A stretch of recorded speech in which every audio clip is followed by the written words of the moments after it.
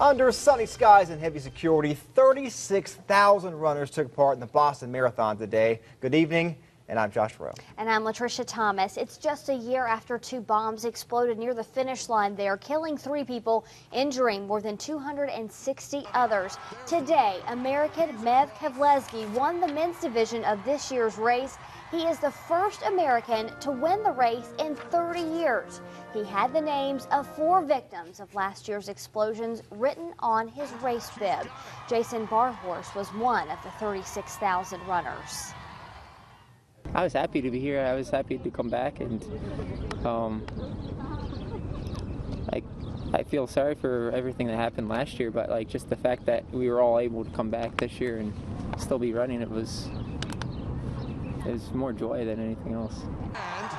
Kenya's Rita Jeptu won the women's race in a course record time. She defeated her title and win from last year.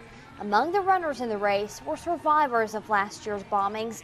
Organizers say 1 million spectators cheered those racers on, and that is double the usual turnout. Also in the Boston Marathon, a group of runners from Cleveland who we told you about last week.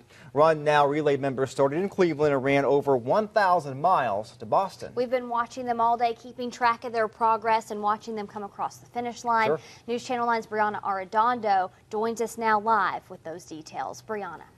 Latricia and Josh, I followed this group on Twitter and got their bib numbers for the 4 runners in today's race, and that allowed me to sign up for text message alerts that let me follow them all the way to the finish line. Here's a peek into what their journey was like.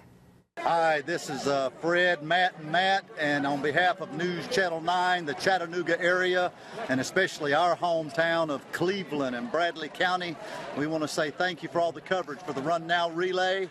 We're about to get started right here at the starting line of the Boston Marathon. And it took 8 days, nearly 1,100 miles to get here. Run Now relay made these videos every step of the way. My name's Chris Wilds. I'm from Cleveland, Tennessee. Just ran 45 miles of the relay. These 4 runners actually participated in today's marathon. Johnny Clemens was the first in their group to cross the finish line.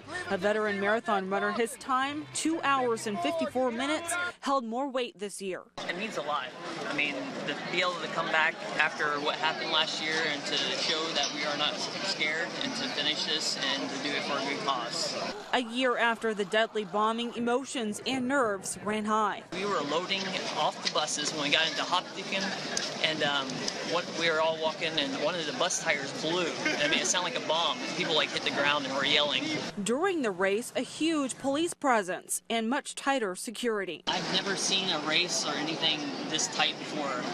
There was police officers all the way down the street, and I even stopped and talked to one of the police officers, and they weren't even from this area. They were from New York, so they were recruiting in police officers from all over. But after it was all over, Run Now Relay accomplished its #1 goal. From Cleveland to Boston, 26 people ran to raise money for Boston nonprofits and the bombing victims they serve.